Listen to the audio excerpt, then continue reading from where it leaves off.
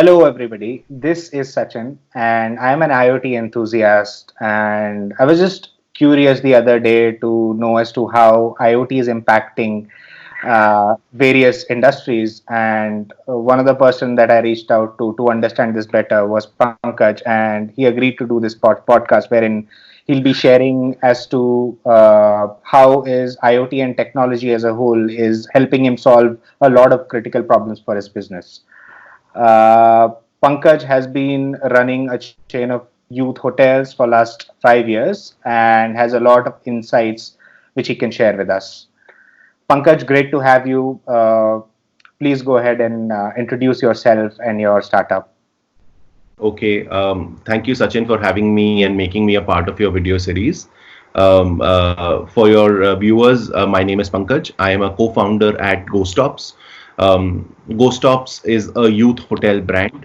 About 34% of India's population is 18 to 35 years old, about 370 million people. And they have rising aspirations and different realities from the rest of the population, but they don't have a hotel brand to call their own. We are just trying to build that for them. Perfect. I think that sounds really interesting. But Pankaj, can you help us understand as to what is the difference between a youth hotel and a conventional hotel? So it's pretty simple actually. The word itself has the answer. The word is a youth hotel. For a minute, if you were to imagine, just reimagine what would a youth hotel look like, and you will get all the answers. And that's exactly what we've tried to engineer ground up.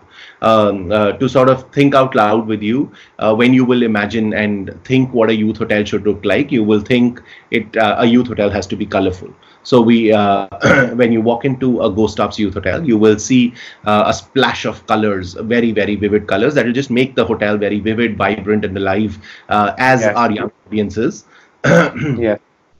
The second element would be, the way we design the space and seating and all the other elements in the spatial design of the product.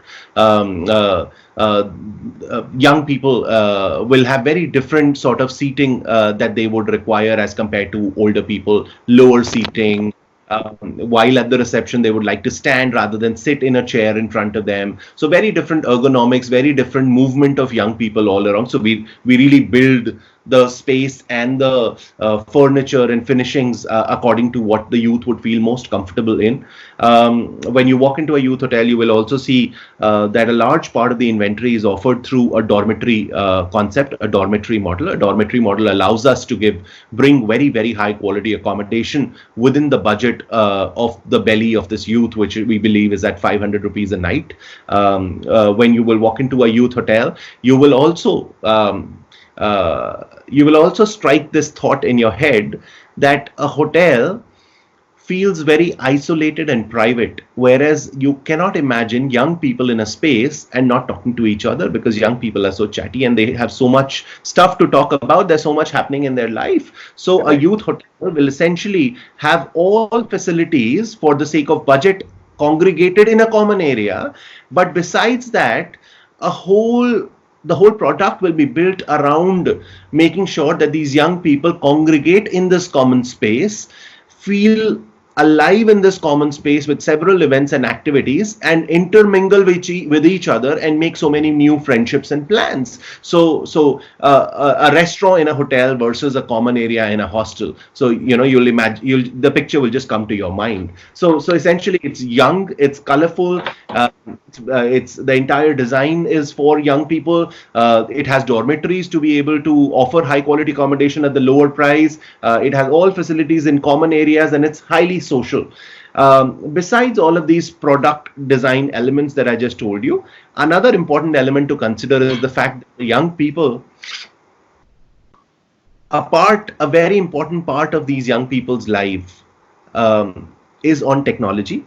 And you would also imagine, and you would and without me saying it, if you were to just imagine again, like you imagined color and all of these other things, you will also imagine that a youth hotel possibly cannot be absent of technology. because an important element of the way young people complete their physical experience is through augmenting it through technology. So which means in their entire customer experience at every single touch point must be augmented by technology, must the entire hotel experience and the entire engine behind it must be highly efficient uh, with the efficient use of technology. So that is youth hotel for you. And like I said, it's very simple to imagine what a youth hotel would be like. So, Pankaj, I think it was really well articulated by you. I think most of the people who are listening to this podcast or this recording are now able to understand as to what is the difference between a youth hotel and a conventional hotel.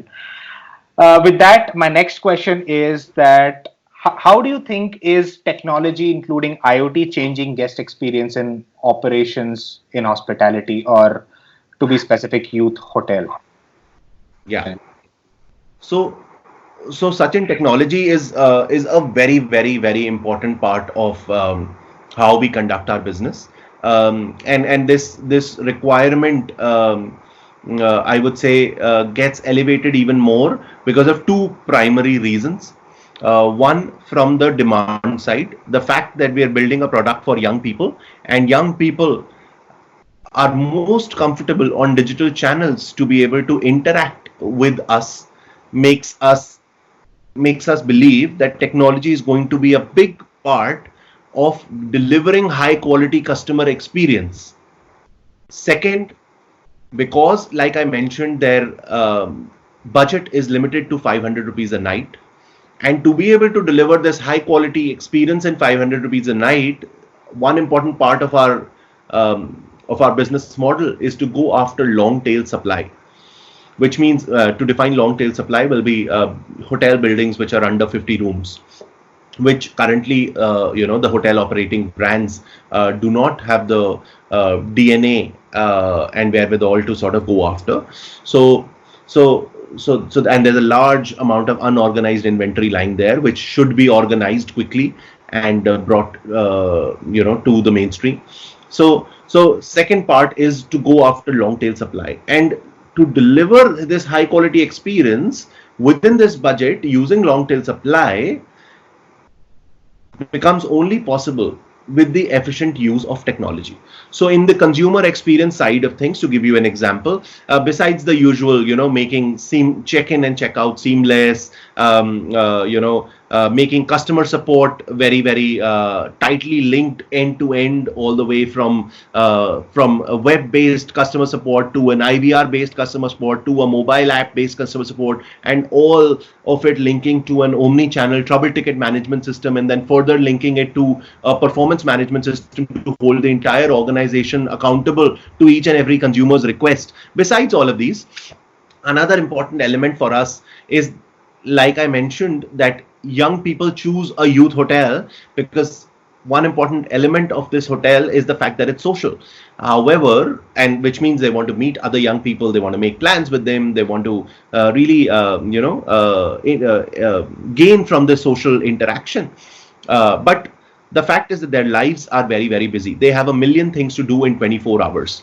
So, how can you make sure that this transit of 2 to 3 days can become so productive in this physical space called a hotel, for them to really interact with like-minded people and not just waste time making friendships, but also have fun together?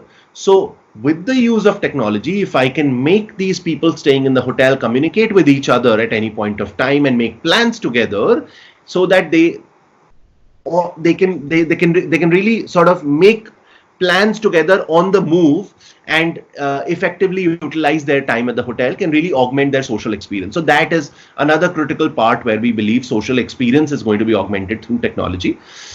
The second bit, like I said, from the supply side, going after long tail supply is a key part of delivering this experience to young people in their budget. And long tail supply, to organize long tail supply through a brand, I think the only way possible to do that is through technology. So besides using technology in the form of ERP, CRM, and blah blah blah, and HRMS and all of that in the internal organization, I think IoT is the next step of going after of efficiently going after long tail supply. So one important part is IoT based energy management solutions. Um, the second is IoT based policy enforcements on a distributed basis. Third is very critical, going after long tail supply and asset light model of expansion, is IoT based revenue assurance systems. So I think these IoT solutions become very, very critical as a brand tries to go after long tail supply, and otherwise it is impossible to deliver this consumer experience consistently using the long tail supply. So IoT is going to be a very important part of the way we will conduct our business. All right. So with this, my next question is: do you think that hospitality industry has been slow to adopt IoT compared to other sectors like logistics? If yes, then why do you think so? Hmm. So I think I might have to agree a little bit on this. I think a part of the reason is because, and the answer lies right there, is the fact that 95% of the hotel supply is in the long tail, Okay. and very few brands, or actually no brands till recently, have gone and tried to organize the long tail supply.